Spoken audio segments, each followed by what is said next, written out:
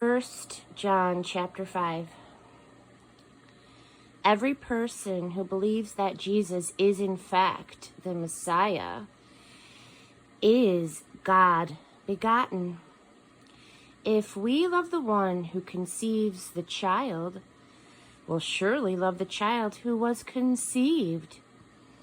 The reality test on whether or not we love God's children is this: do we love God? Do we keep his commands? The proof that we love God comes when we keep his commandments, and they are not at all troublesome. The power that brings the world to its knees. Every God-begotten person conquers the world's ways. The conquering power that brings the world to its knees is our faith. The person who wins out over the world's ways is simply the one who believes Jesus is the Son of God. Jesus, the divine Christ. He experienced a life-giving birth and a death-killing death. Not only birth from the womb, but baptismal birth of his ministry and sacrificial death. And all the while, the Spirit is confirming the truth, the reality of God's presence at Jesus' baptism and crucifixion, bringing those occasions alive for us. A triple testimony: the Spirit, the baptism, the crucifixion, and the three in perfect agreement.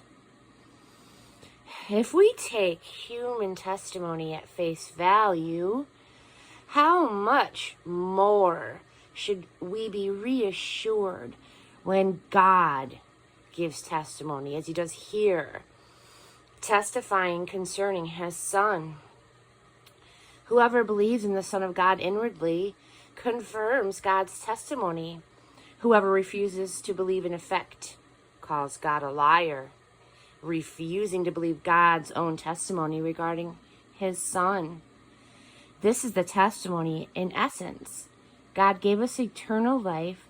The life is in his Son. So whoever has the Son has life, and whoever rejects the Son rejects life. The reality, not the illusion.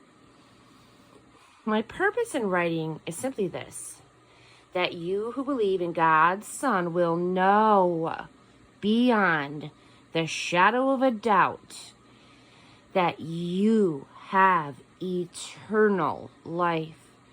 The reality and not the illusion. And how bold and free we then become in his presence, freely asking according to his will, sure that he's listening. And if we're confident that he's listening, we know that what we've asked for is as good as ours. For instance, if we see a Christian believer sinning, clearly, I'm not talking about those who make a practice of sin in a way that is, quote, fatal, leading to eternal death. Well, we ask for God's help, and he gladly gives it. Gives life to the sinner whose sin is not fatal. There is such a thing as a fatal sin, and I'm not urging you to pray about that. Everything we do wrong is a sin, but not all sin is fatal. Excuse me. We know that none of the God-begotten makes a practice of sin, fatal sin. The God-begotten are also the God-protected. The evil one can't lay a hand on them. We know that we are held firm by God. It's only the people of the world who continue in the grip of the evil one.